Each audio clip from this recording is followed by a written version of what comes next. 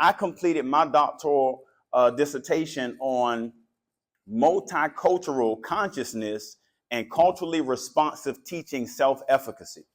And so in the process of time conducting research, what I became fascinated about was teacher beliefs, teacher values, teacher attitudes, and how those attitudes, beliefs, and values actually relate to student outcomes. And throughout the process of time, I've learned that teacher beliefs are so powerful, that teacher attitudes are so powerful, that we have to embrace what I like to call an all-in mindset.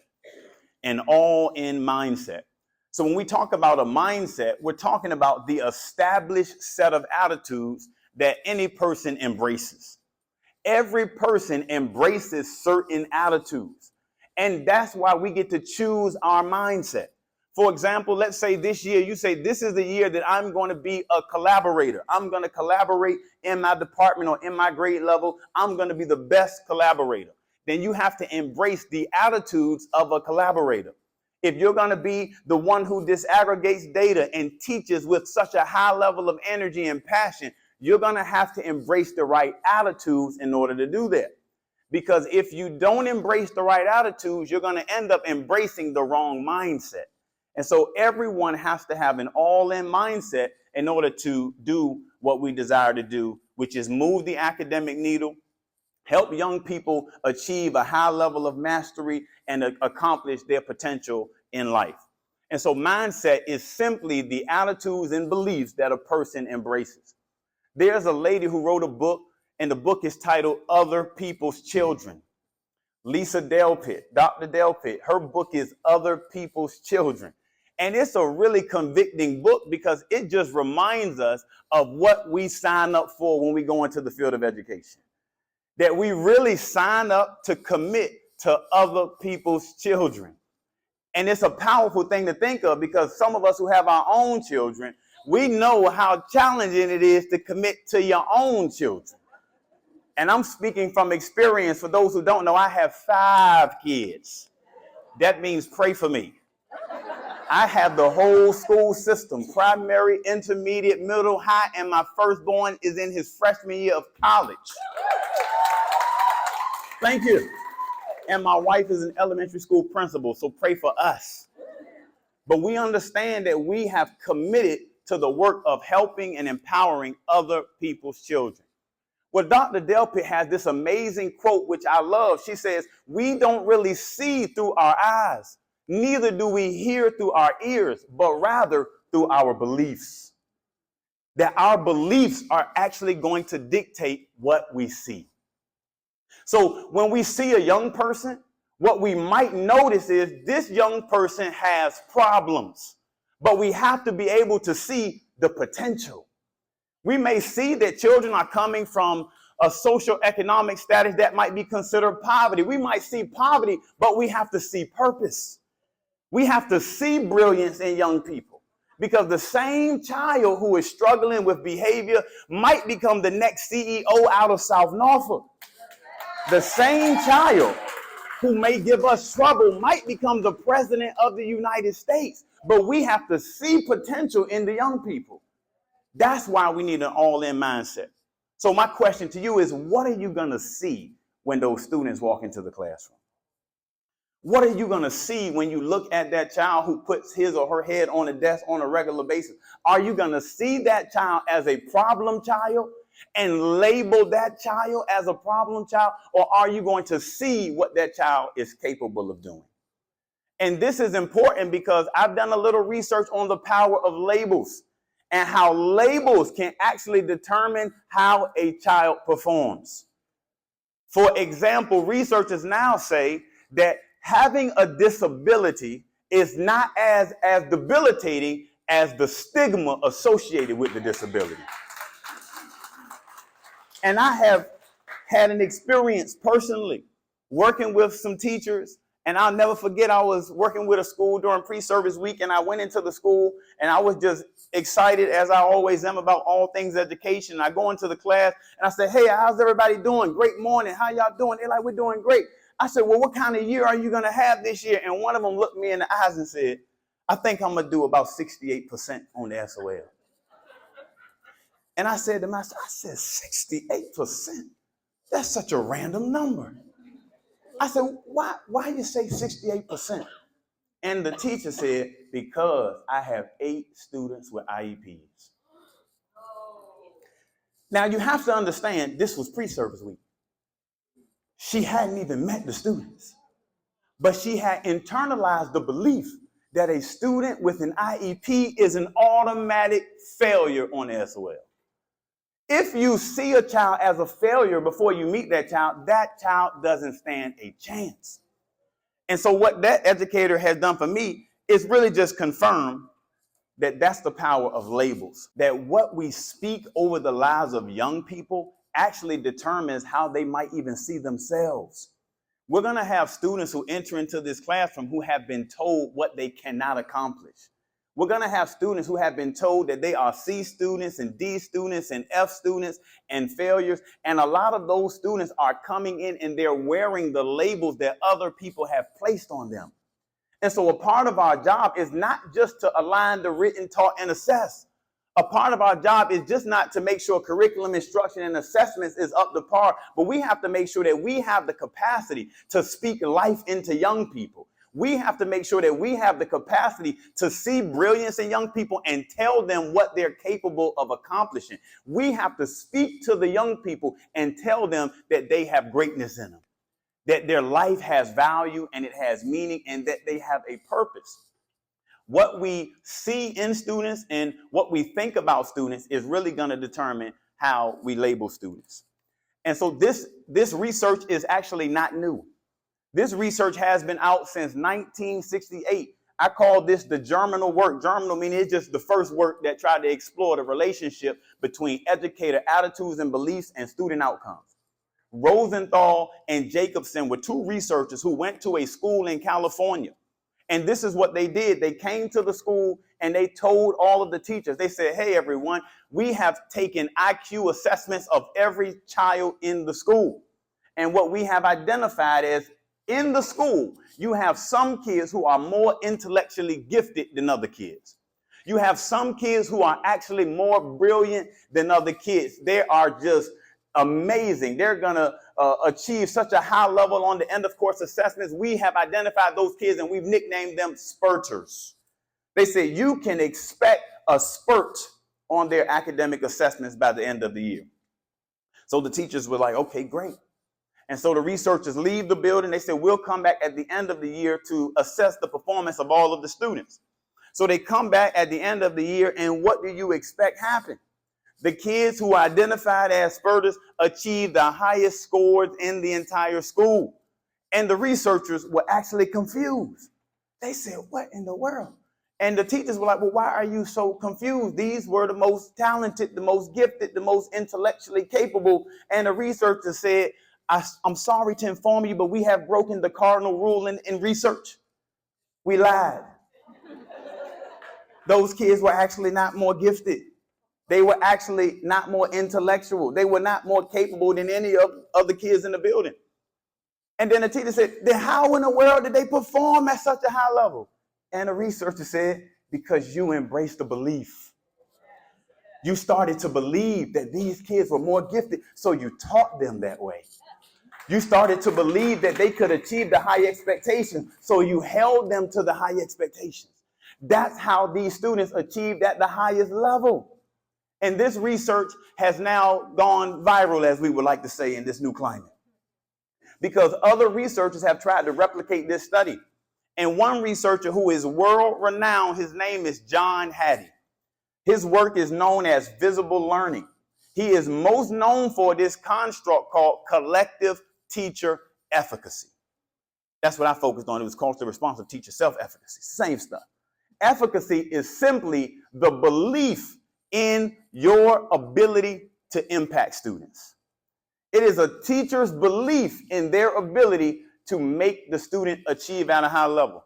According to John Hattie, every teacher must have an affirmation where they say, I cause learning. I cause learning. And he conducted what's known as a meta-analysis of over 2,100 different studies. He was trying to figure out what is the most powerful strategy that can actually cause learning. He researched scaffolding, he researched remediation, spiral review, jigsaw, Socratic seminar. All of these things are impactful. But there's one strategy that is considered the most impactful strategy, what they call the most significant predictor of whether a student will pass or fail. And it's collective teacher efficacy. It is a teacher's belief. Do you believe that you can cause learning?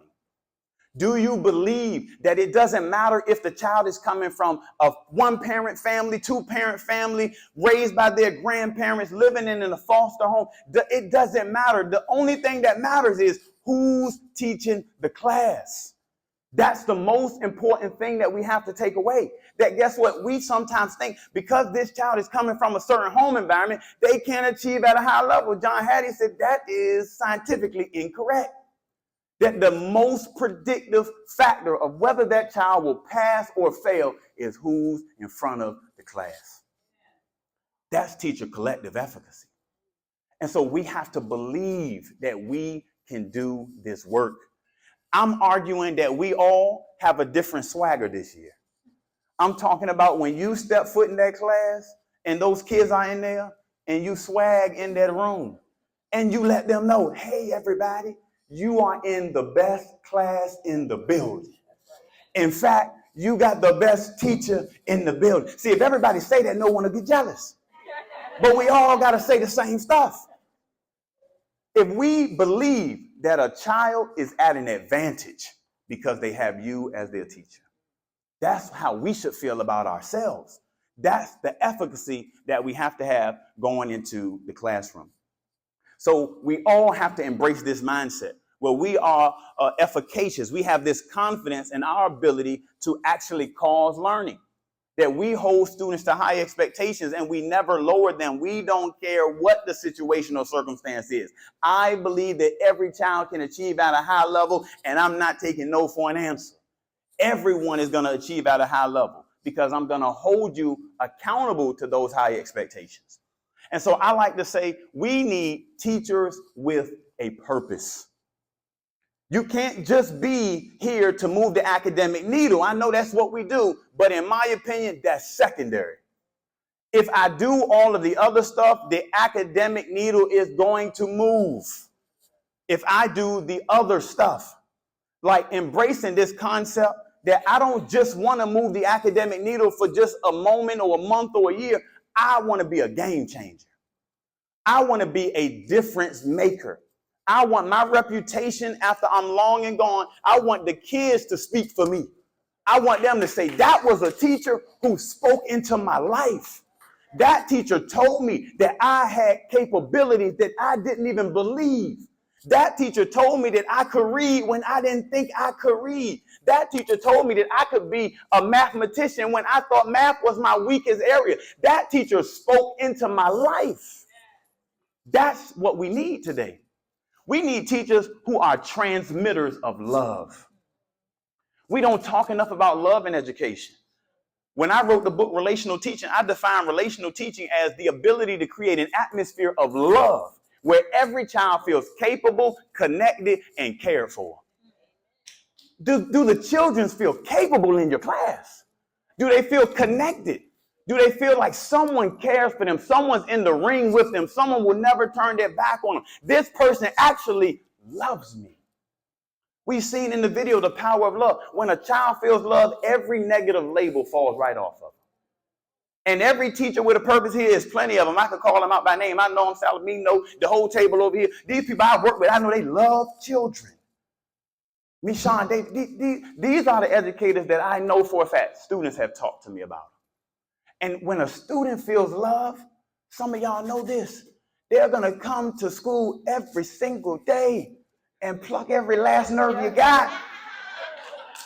They're not going to allow you to just live your life as a teacher. They're going to pick with you, talk to you, visit you, because they know it's something about that class that's different.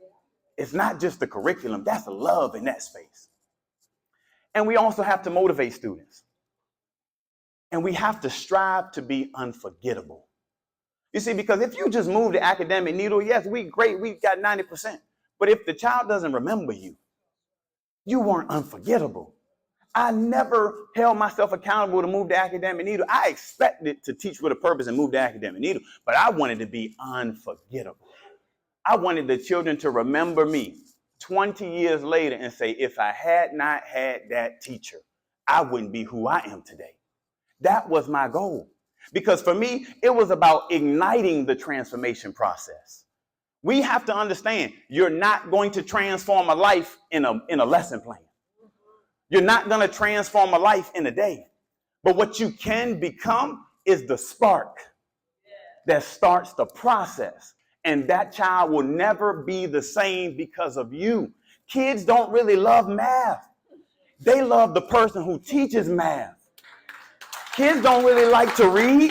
They love the person who's teaching reading. So they fall in love with the content. But I want everyone to understand this. Children will not be transformed by the curriculum. They're going to be transformed by your caring. They're going to be transformed by your love. They're going to be transformed by your encouragement. They're going to be transformed because you speak life into them. That's what's going to spark the transformation process. And I know this to be the case because it was my story. Some people here know my story. Don, where you at? Don, stand up. Don is from the exact same neighborhood that I grew up in. So if you survive Wilmer Place, you should get the gold medal anyway.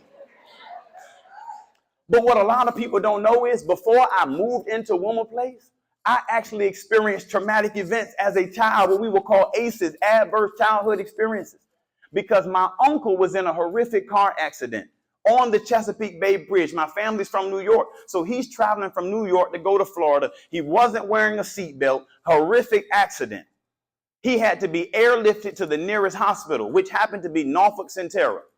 They took him by the Nightingale, the helicopter, airlifted him, took him there, called my family and said, hey, everybody needs to get to the hospital because it doesn't look good.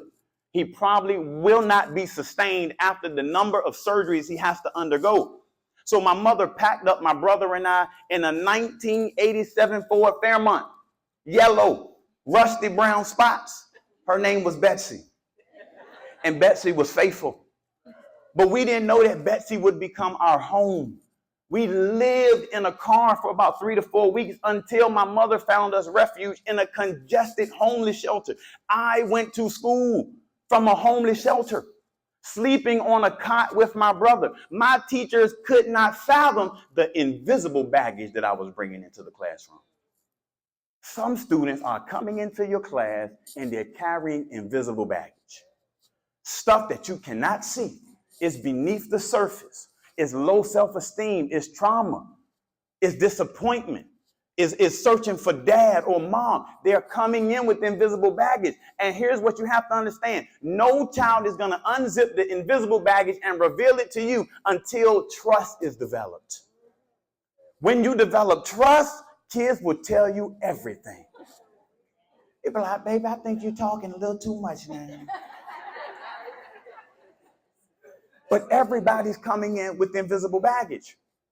And what I've learned is sometimes we think that it's only the children who are going through real life trauma who carry invisible baggage. Every child has invisible baggage. And I've learned working with adults, even adults carry invisible baggage. So we have to understand each other and seek to work together to do what's best. After that year that I went to school from a homeless shelter, my mother applied for Section 8, a federal housing voucher, which would pay so that you could get some meaningful residence. You get to choose of the choice neighborhoods in the entire city. No, not at all. You have to go where it's available, where they take Section 8. So my mother moved us into Wilmer Place apartment projects. Now it's known as Hunters Point. I know y'all guys took a field trip. Hopefully you've seen my hood. First day in the neighborhood, My brother is jumped on by like 4 kids. They beat him down pretty good. He comes into the house and he's huffing and puffing, tears streaming down his face. And I'm the younger brother, but I'm the one who's a little bit more out there. My brother is very introverted. So I said, hey, bro, what happened? He said, man, they jumped on me. And I'm telling you, when he told me that story, something in my mindset shifted. And my innocence as a child was gone. I was like, brother, it'll never happen again. If we have to fight every single day, we're going to have to do it. First Christmas in the new neighborhood, my mother said, what do y'all want for Christmas? We said, we want boxing gloves. Mom drove to Montgomery Ward, got us some boxing gloves.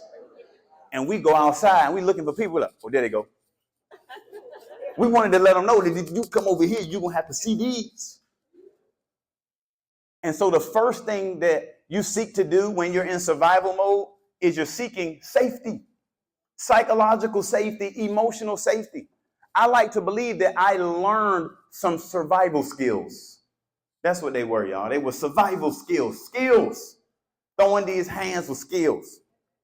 But when I came to school, that skill didn't translate in the academic environment.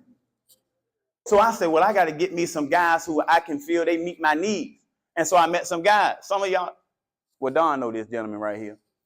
But anyway, I got with a group of individuals who met my social emotional needs. See, they might be a posse to some people, but they were my support group because they made me feel safe. They made me feel like I got your back. You belong. Now I have to pause from the story just to call your attention. Can you believe that the photographer allowed us to pose like that? This is a school photo. This is right here in the good old Oscar Smith Middle School. Bring that photographer back. They call these freestyle photos. But these guys met my social emotional needs. By the time I got out of middle school, I transitioned to Oscar Smith High School. And I'm telling you, if you come from the neighborhood that I come from, attending high school is different. We don't go there necessarily because we're like, man, today I'm going to ace this math test. That's not the focus for us. For me personally, it was about socializing. Because getting off of the bus from my neighborhood and arriving at the school, it was like an NBA basketball game. And now, starting forward from Woman Place Apartment Projects, JT Taylor. And you just walk down the hall dapping up everybody. It's game time. We're going to skip every class. And so that's what it was. In fact, I was performing so poorly, I didn't even know how poorly I was performing. This is how I got the revelation. In my sophomore year, one of my friends approached me with the yearbook in hand. And he said, hey, JT. Yes, sir. I thought you were a sophomore. I said, I am a sophomore. He said, then why are you in the 9th grade section? I said, let me see that. I failed. He said, yeah, you failed, buddy. You're in the 9th grade section. I was in the 9th grade section of the yearbook because I didn't realize that once you miss over 9 days in high school, automatic fail. And you can't see it because it's so small, but I had 16 absences, 9 tardies.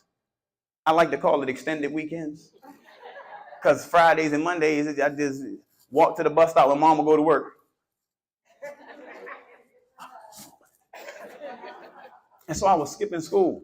My cumulative GPA as a 9th grade student was a 0.75, not a 1.0, a 0.75. I call it an F plus because I didn't quite have a 0.0, so I did something, but I struggled and I needed someone who could reach me.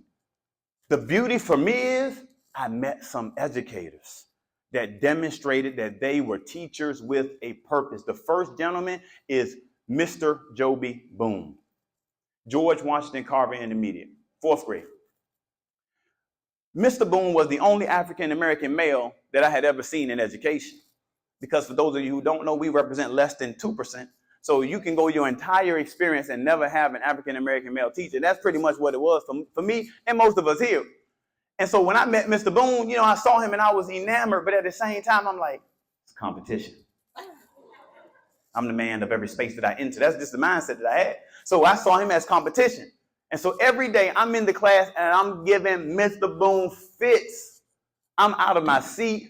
I'm just glad bullying wasn't a thing back then because kids paid me to joke other kids. So I'm coming home with quarters in my pocket. Who you want me to get today?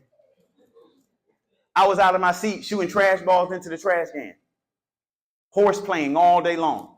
And Mr. Boone would not give up. This guy would pull me out of the class, away from my audience, into the hallway, and he would say, Jakari, you're a smart young man. You have what it takes. I believe in you. You can do this work. But I need for you to come into this class and act like you got some sense. And I would say, yes, sir, Mr. Boone. And I would come into the class, and everybody's looking at me, and I would take my seat. And for 5 minutes, I was the best student in the building. But on the 6th minute, I was back doing what I came to do. Collect these quarters and horseplay and joke. And at the end of that year, I wish I could tell you that Mr. Boone saw a difference. He didn't. I still was a knucklehead and I still was horse playing, but Mr. Boone never gave up. He was the epitome of persistence. But what Mr. Boone had to do was trust the educational system, because one teacher with a purpose, it may not be enough for a child. That child may need multiple teachers who have the right mindset, right attitude, right belief, and will speak life into them. Luckily for me, I had another one. Mrs. Patricia Bookman, Oscar Smith High School. Now, you saw the story. So when I got to Miss Bookman, I was already 0.75. First day in the class, Miss Bookman had flexible seating before flexible seating was a thing. She had one rocking chair by the back window. And so, of course, all of the kids, we're running to the rocking chair because we're like, I called a rocking chair. And as soon as someone's hips hit that seat, she said, absolutely not. Get out of that chair. Everybody's like, whoa, what happened? She said, my deceased husband sits there.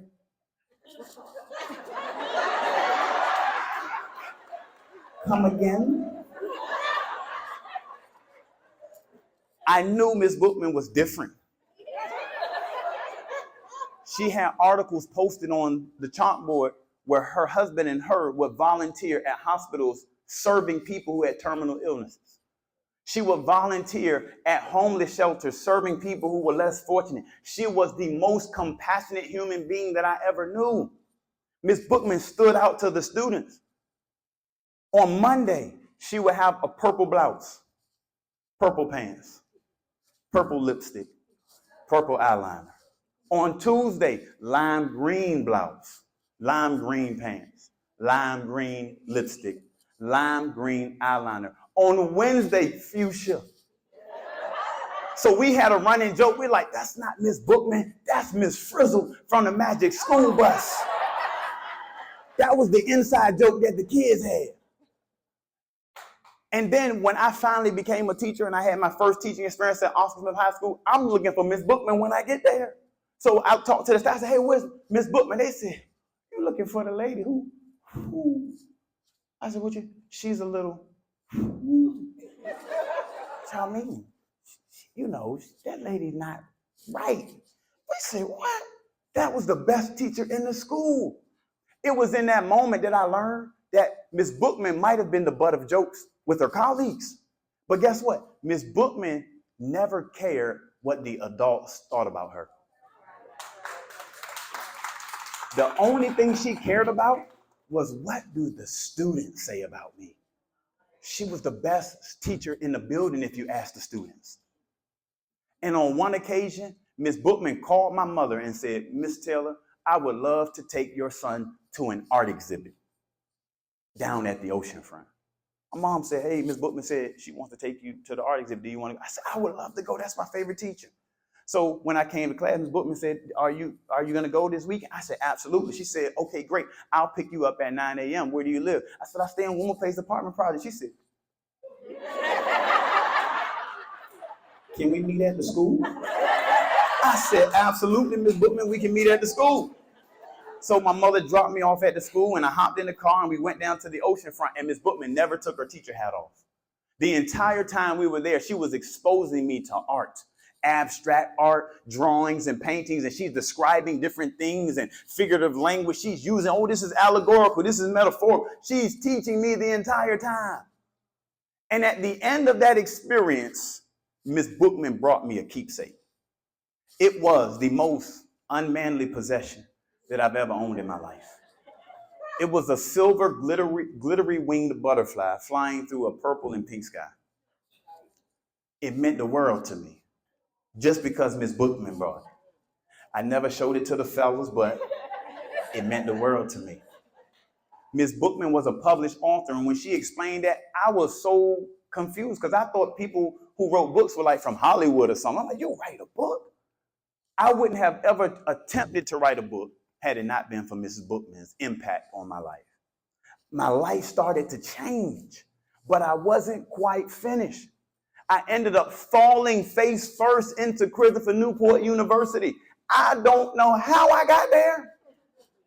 I'll never forget, first day there, we had to dress up in blazers and suits and stuff and sign an honor code pledge.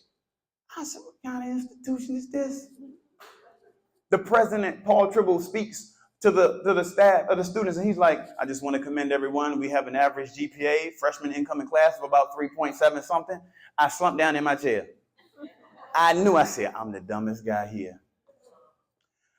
As a poor kid going to a university, I had no clue what to experience and what to expect. So when I met with my advisor, I only had one thing in mind, which was, what major makes a lot of money? They say business. I said, sign me up for business. They put me in a macro and a micro economics class in the same semester. Was out of there, ran out of there. Went to the advisor, excuse me, I need to switch my major. That's not for me. But what else makes a lot of money? They say lawyers. I said, what do I have to do? They said political science. Sign me up for that. First day, I go to the political science classroom on campus, and there's a note on the door. And it simply says, meet me outside by the regatta underneath the tree. I immediately got depressed. I said, what kind of professor is this? Why we just can't have class like regular people?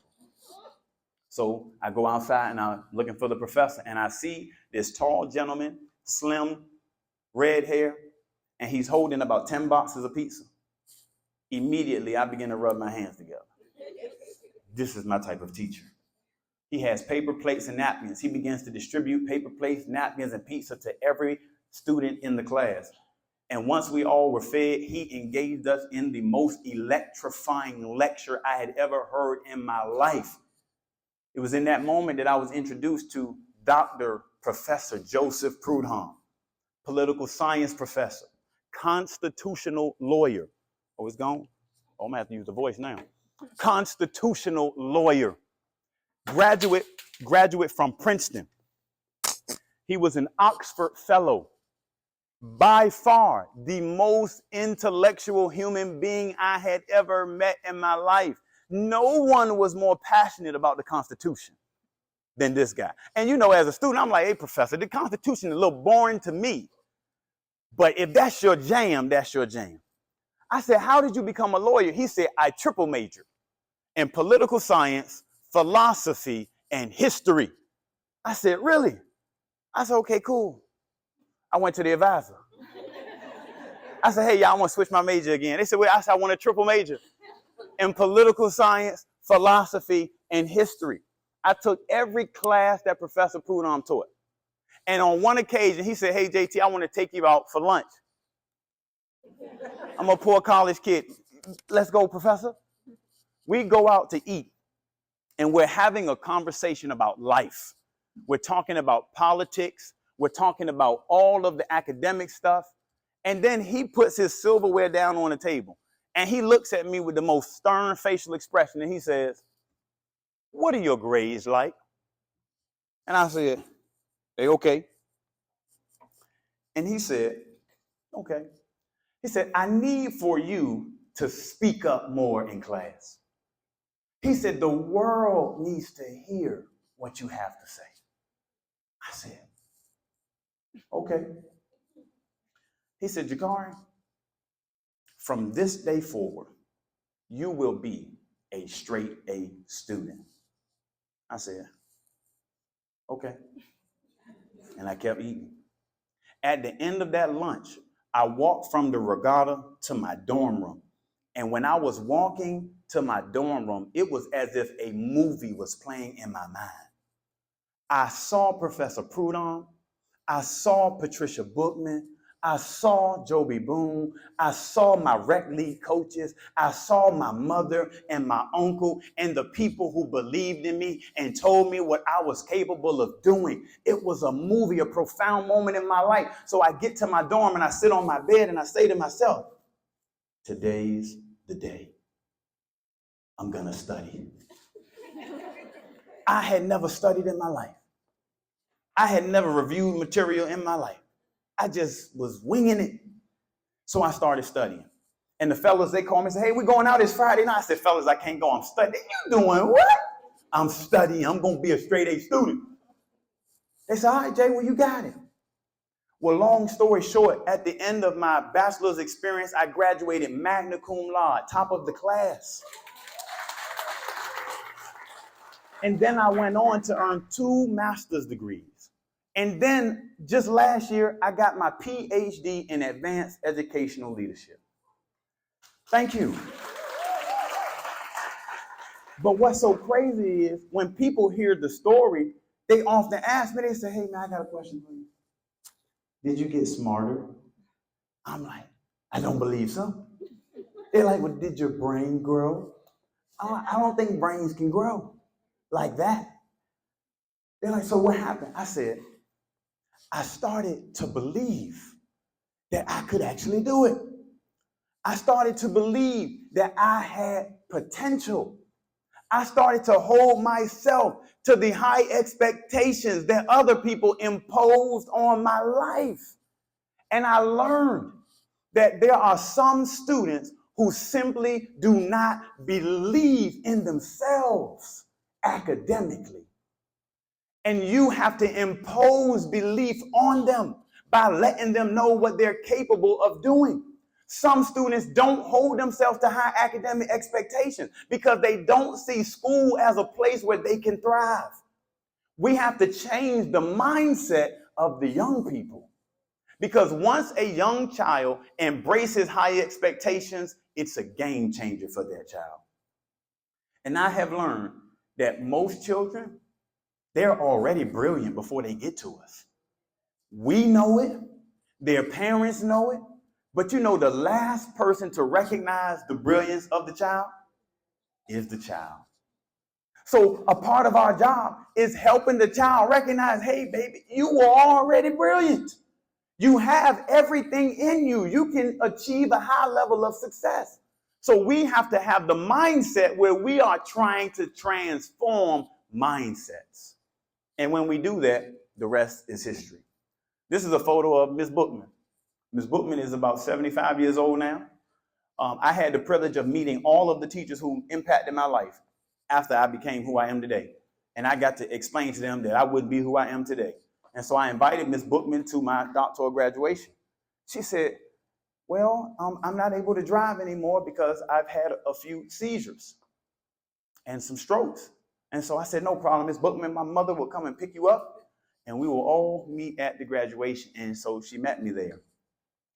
20 some odd years later, her impact still lives on. She's a teacher with a purpose. Same with Mr. Boone, same with Professor Prudhomme. And we want to be unforgettable, but here's the reality. We don't just want to be teachers with a purpose for students. We also want to be teachers with a purpose for each other. We need each other to do this work. Because I'm going to be honest with you, nothing grows in a toxic environment. Not plants, not animals, not children, not staff, nothing. And so we have to determine what type of environment do we want to be a part of? Because guess who gets to create the environment? We do. Guess who gets to create the culture and the climate? We do. So we have to think, what do we want and how will I contribute? Because I like to tell people, you can't complain about what you contributed to. If it's negative and you negative, we want to hear from you. We want you to make it positive, contribute to it, so we all can experience this wonderful thing that we call our why.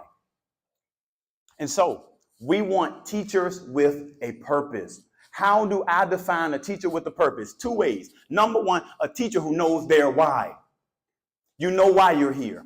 You know why you went to school. You know why you took all of those courses. You know why you studied for those examinations. You know why you paid to pass a licensure exam. And some of us took it multiple times, which means we paid multiple times just to be here. If you paid to be here, this is your why. This is why you are created. This is why you live. This is your mission. This is your calling. You have to know your why. Mark Twain says the 2 greatest days in life, number 1, the day you're born. Number 2, the day you find out why. You got to know your why. Dr. Miles Monroe says the greatest tragedy in life is not death. It's life without a purpose. To live every day of your life and not know why.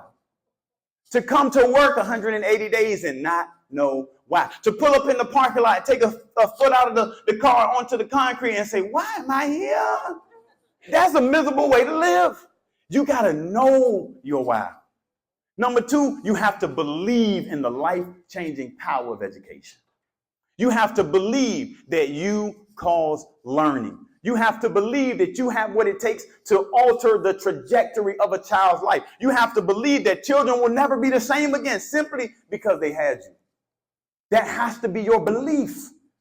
That's what a teacher with a purpose is. It's someone who knows their why and they believe. And then teachers with a purpose also embody these 7 traits that I like to call the 7 traits of a teacher with a purpose. Number 1, you have to be understanding. You have to be understanding. You have to seek to understand the child, the whole child, the social emotional development, the psychological process, and you have to understand what that child has been through in life. You got to understand what are the aspirations, what are the goals that the children have.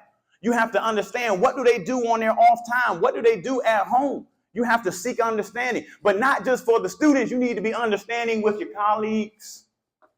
You have to seek to understand, and here's my illustration. This is going to happen at some point this year. You're going to come in happy, joyful, and you're going to be walking in the hall, and you're going to see a colleague. You say, hey, how you doing? And they're going to say, and you're going to say, rude. And then that same teacher going to come to the PLC meeting and say, excuse me, did you do your lesson plan? I ain't do it yet. Because sometimes we don't seek to understand before we come to a conclusion. I'm arguing that you might seek to understand. Maybe that person's going through something. Maybe that person is just not in the space where they feel that they can speak without maybe even breaking down. So we got to seek to be understanding. There's some things that we can do, some strategies that we can use to help be more understanding for students. Questionnaires, interest surveys, entrance tickets where we're just asking, having the SEL huddles in the morning or whatever you may call it. You want to get to know your students so that you can develop an understanding. Number 2, you have to be empathic. You have to have empathy. You have to be able to feel what they feel and understand them on an emotional level. And so you have to be empathic. You have to empathize with students who have invisible baggage. There's some students who, before they can get through that math lesson, they have to unpack their emotions. Before they get through that reading lesson, they may have to eat something, some snacks, some crackers or something, because they're carrying some invisible baggage. We have to be more empathic. Number 3, we have to be more forgiving. Oh, we have to learn to practice forgiveness. And I gave you the illustration because what's going to happen is you're going to speak and that teacher's not going to speak, and you're going to be so offended that you start building fences to keep them on the other side. And what's going to happen is they're going to come to that PLC and you're not going to collaborate with them. You're not going to work with them. Sometimes the greatest threat to collaboration is holding on to unforgiveness. I remember that teacher did me dirty last year. I still remember that teacher didn't speak to me last week. We do these things because we're human beings. I've done it myself. Oh, now you need me, huh? Oh, you need a restroom break? You better go and hope the principal don't see you. See, that's how we get when we're in our feelings. But we got to practice forgiveness. And here's the thing, even with students. Because if we're honest, we're emotional human beings. That student who cursed me out yesterday, he need guided reading help today. Oh, you need some help, little baby. I told you was going to need me before I need you. We do it. Oh, that child who flipped me off yesterday, oh, he better not burp today. You burp, oh, we're sending you out of here. So what we have to do is understand how forgiveness actually needs to manifest in the educational space, because we have to embrace this strategy. Q-tip. Quit taking it personal. It's not personal. It's not personal. A lot of middle school educators don't understand that one of the characteristics of a middle level learner is rule and limit testing. Read it. It says adolescent development, middle level learner, rule and limit testing. What does that mean? Oh, they're going to test your limits, buddy.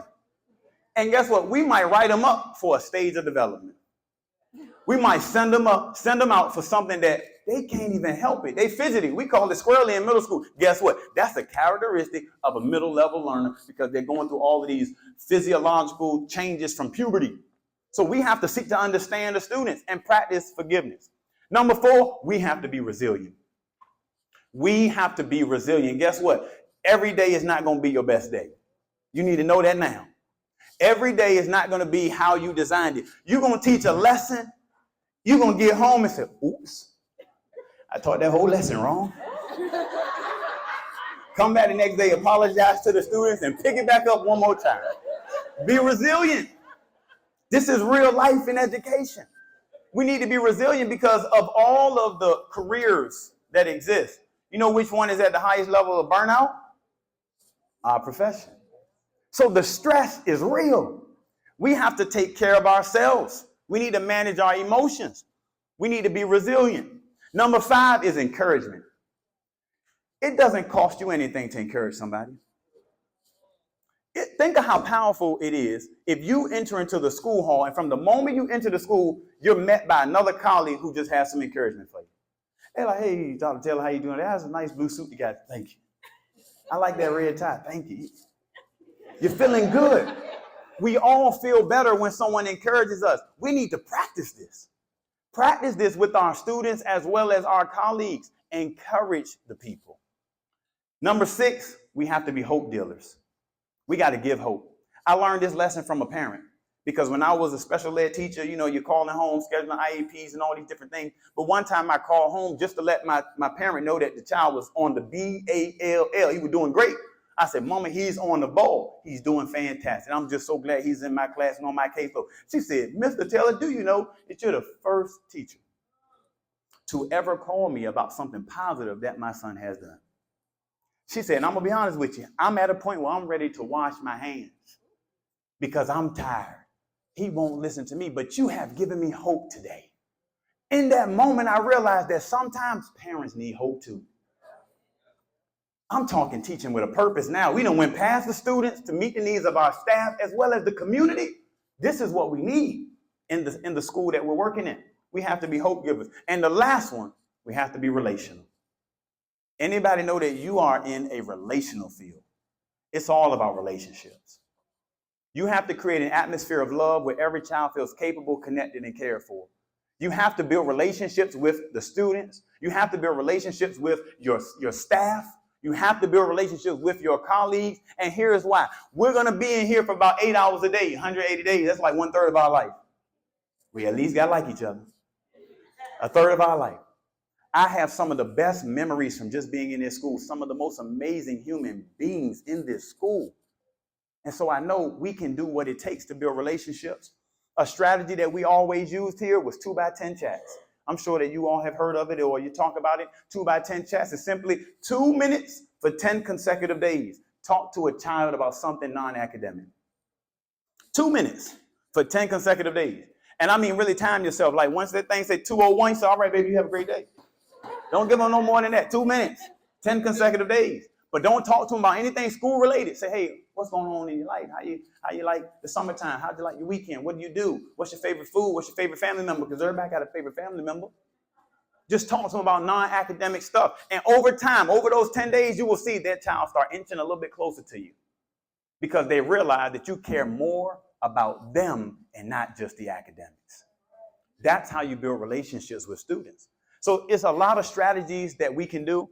I'm of the mindset that we should plan to be intentional with how we build relationships, just as we plan the intentional building of lesson plans. So we need the same intentionality that we use for lesson plans to map out how we're going to connect with kids. Because some kids are going to come in and put their head down. They're not going to perform until they feel like a relationship has been met. So I'm concluding with this. Let's be all in for children this year. Let's make this the best year we've ever had in our careers. Let's sign up to be game changers, difference makers who know our why, and we believe in the power that we possess. Let's seek to not just move the academic needle. We want to do that, but we also want to be unforgettable. We want to leave such an impact on a child that 20 years later, they're telling their children, I'm so glad I had Mrs. Cox in 6th grade. See, y'all know as Mrs. Sowers. That's Miss Cox to me. You want to be unforgettable. Let's be all in for kids. Thank you for all that you do. I appreciate all that you do, and I know you'll have an amazing year this year, so thank you again.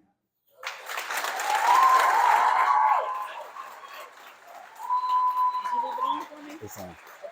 Is it? Oh, I can turn it on.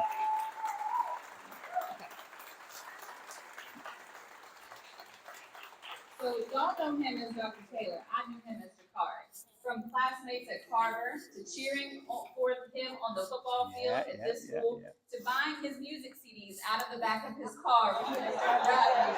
I was there, and I've always been a fan of yours. I'm not gonna cry. And so now you have thousands of people who are fans of you and so supportive of you.